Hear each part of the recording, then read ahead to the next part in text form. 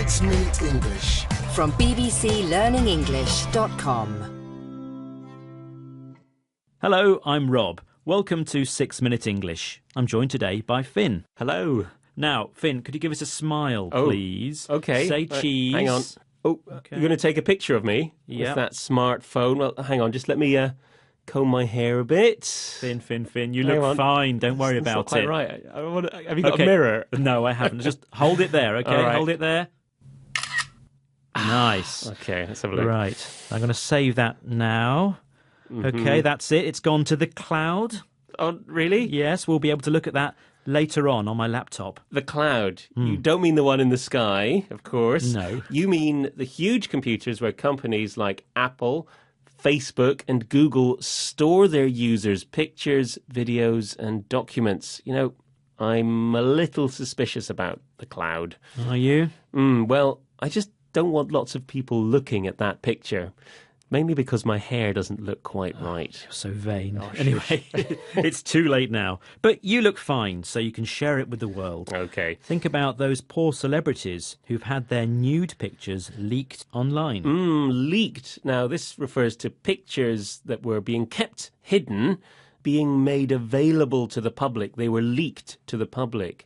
Actress Jennifer Lawrence, who starred in the Hunger Games movies, was one, as was the singer Rihanna. This incident has made people discuss the issue of privacy on the internet. Privacy means being free from public attention. And in this programme, you will hear useful words for giving your opinion on this subject. Yes, the celebrities were very angry. They thought they could keep their pictures private because they were in the cloud, protected by a password, a word or sequence of numbers that only they knew and which is required for them to gain access to what is stored in their name. The US Federal Police, that's the FBI, have been investigating this to find the hackers involved. Hackers are people who understand a lot about computers and use flaws or little problems in the software to gain access to a computer file or network illegally. Today we have passwords for everything, and we have so many devices like smartphones and laptops and computers. So I'm going to ask you a question about smartphones. Okay, very good. According to research, how many people had smartphones in 2013? Was it A, 1.4 million people, B, 14 million people, or C, 1.4 billion people? Ooh, across the whole world? Yep.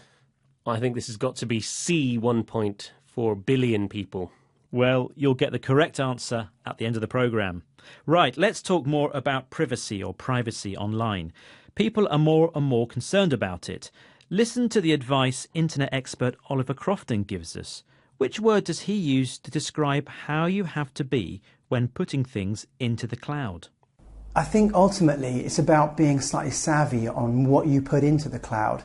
If you have a private or sensitive photograph or a contract or some sort of document that has public interest and that people will want to try and get, just think twice about putting it into an environment such as a cloud which you don't really have any control over.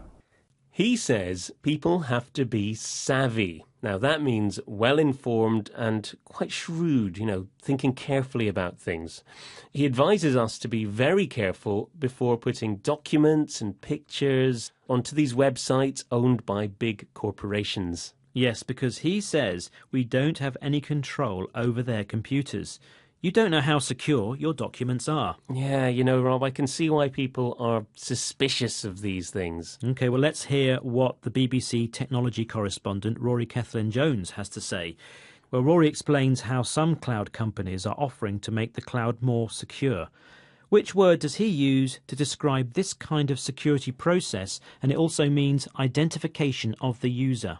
Many cloud companies now offer an added layer of security called two-factor authentication, where users have to enter a code sent to their mobile phone, as well as a password to get into their accounts. OK, the word was authentication. Now, that's confirmation that someone is who they say they are. And the company actually uses 2 steps to do this. Yes, after you try to access your account, they send a code, probably a series of numbers, to your mobile phone. So it's an extra bit of information that only you know. we really all should be very careful about how we protect our computers and our tablets and our smartphones, things like that. Talking about smartphones, let's go back to my question. Okay. I asked you how many people had mobile phones in 2013. Was it 1.4 million people, 14 million people, or 1.4 billion people? And I said 1.4 billion, the big one. And you are correct. Okay. Yes, by the end of 2013, about 1.4 billion people owned and used smartphones. And by the end of 2014, this number will increase by 25%. This is according to the research company eMarketer. Wow, what a lot of phones, eh, Rob? Indeed. Well, our time is up, so let's remember some of the words we've explained today. They were cloud, leak, privacy or privacy, password, hackers, savvy, authentication. That's it for today. Do log on to bbclearningenglish.com, there's no passwords, to right. find more 6-Minute English. Bye for now. Bye. 6 Minute English from the BBC.